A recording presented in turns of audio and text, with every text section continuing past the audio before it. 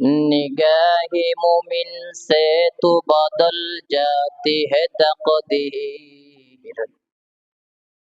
निगाह मोमिन से तो बदल जाती है तकदीर।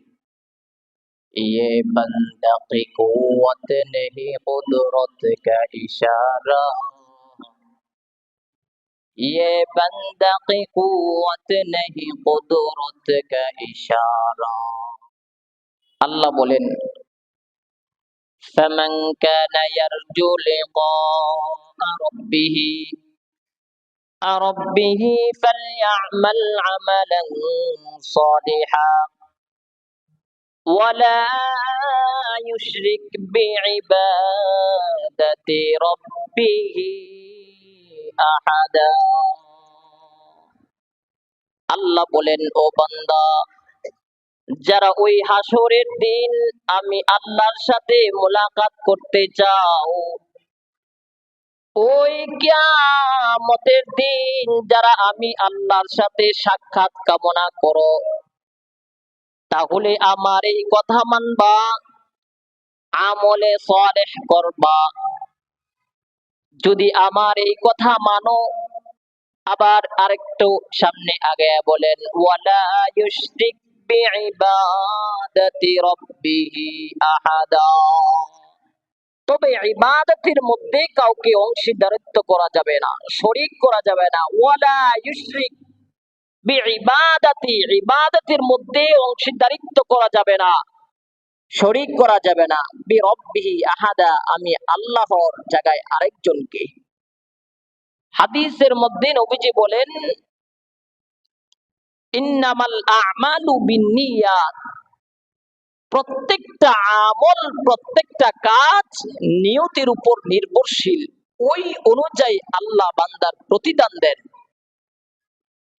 অন্য হাদিসের মধ্যে রাসূল বলেন আখলিস দীনাকা ইয়াকফিকাল আমালুল কলিল।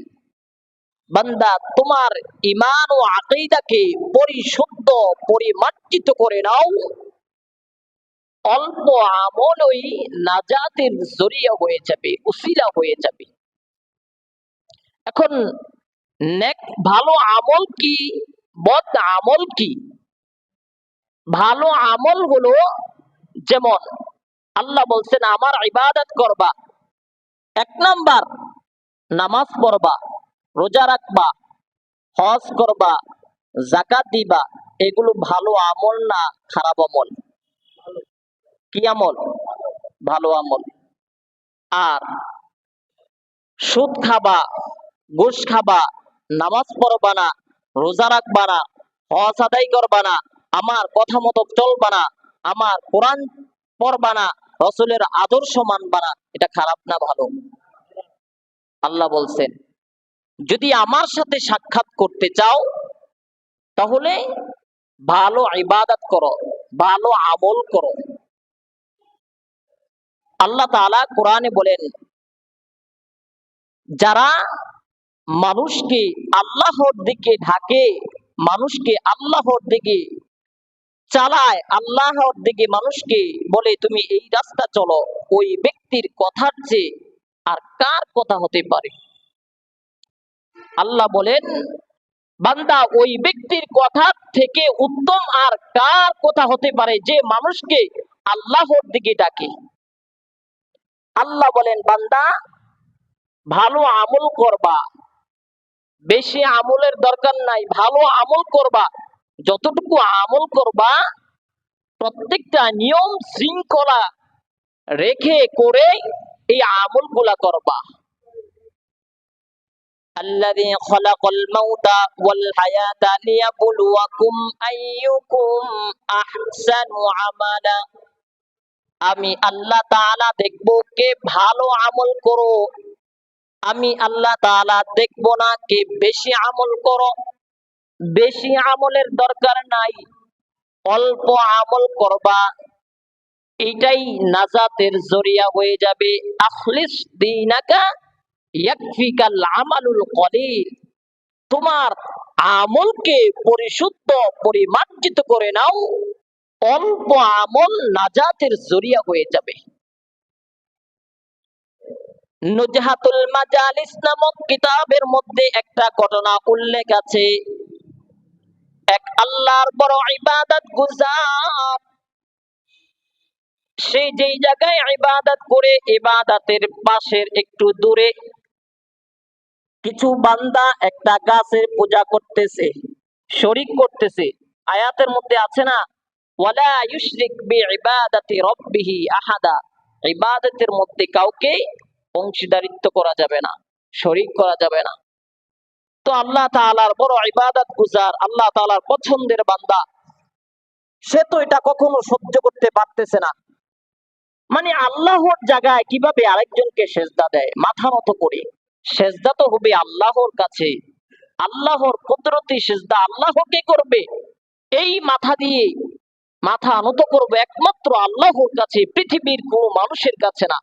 সে দেখে তার রাগ উঠে গেল, কি ব্যাপার, আমি এখানে ইবাদত করি, এই পাশে তারা একটা গাছের পূজা করতেছে। সে একটা কুড়াল নিয়ে বের হয়ে গেল, এই গাছ কেটে দিলে তো তারা আর আল্লাহর সাথে শরীক করতে পারবে না, আল্লাহ তাআলার ইবাদত করবে, তারা শরীক বন্ধ করে দিবে। তো ঘর থেকে বের হয়ে গেল। ঘরের থেকে বের হওয়ার পর ইবলিসের সাথে সাক্ষাৎ, শয়তানের সাথে সাক্ষাৎ। শয়তান কয়, কই যাও এই কুড়াল নিয়া? বলে এই যে তারা এখানে শরীক করতেছে, অংশীদারিত্ব করতেছে, আমি গাছটা কেটে দিব। শয়তান বলে, শয়তান তো মানুষের চতুর্দিকে লেগে আছে, আল্লাহর কাছে ওয়াদা নিয়ে আসছে, আল্লাহ মানুষকে ধোঁকা দেওয়ার জন্য আমার চতুর্দিকে আমাকে দিয়ে দাও। আল্লাহ কয় ঠিক আছে, তুমি চতুর্দিকে আমি দিয়ে দিলাম, ডানে বামে পিছনে সামনে। আর বান্দা যখন হাত উঠাবে আমি আল্লাহ তাআলা মাফ করে দিব। সুবহানাল্লাহ। সে তখন কুড়াল নিয়ে যাচ্ছে, শয়তান বলতেছে, তুমি তো আল্লাহর ইবাদত করতেছো, তুমি সময় নষ্ট করবা কেন, তুমি ইবাদত করো, এটাও একটা কুমন্ত্রণা। বাড়ির পাশে আশেপাশে খারাপ কাজ হচ্ছে, এখানে বাধা দেওয়া। তো শয়তান এটা চায় না, কয় না, তুমি তোমার ইবাদত গুজার, তুমি আল্লাহ তাআলার ইবাদত করো, তারা ওখানে পূজা করতেছে করুক, তারা গাছ এখানে শিরিক করতেছে করুক। সে বলে না, আমি গাছ কেটে দিব। তো দুইজনের মধ্যে একটা তুমুল মারামারি ঝগড়া হয়ে গেল। তো যে আল্লাহ তাআলার পেয়ারা বান্দা, সে তার সাথে তাকে পরাজিত করে দিল। তো যাওয়ার সময় শয়তান বলতেছে, শোনো, তুমি গাছটা কাইটো না, তারা পূজা করুক, অংশীদারিত্ব করুক, তবে তুমি যদি গাছটা না কাটো, তোমাকে আমি প্রত্যেক দিন রাত্রে এক থলি স্বর্ণ মুদ্রা দিয়ে আসবো। রাতে নুজহাতুল মাজালিস নামক কিতাবের মধ্যে ঘটনাটা লিখছে। তো একদিন লোভে পড়ছে, এখন ইবাদত গুজার কিভাবে লোভে পড়ে দেখেন, লোভে পড়ছে, লোভে পড়ে আর গাছ কাটে নাই, চলে গেছে এখন বাড়িতে। ইবাদত গুজার সে তার ইবাদত করে একদিন, 2 দিন, রাত্রে শয়তানে তাকে স্বর্ণ মুদ্রা দিয়ে গেল, এক থলি করে, 2 দিন দিছে। তৃতীয় দিনের দিনে আর এই স্বর্ণ মুদ্রা দেয় না। কি ব্যাপার, স্বর্ণ মুদ্রা দেয় না কেন, আমি গাছ কেটে ফেলবো।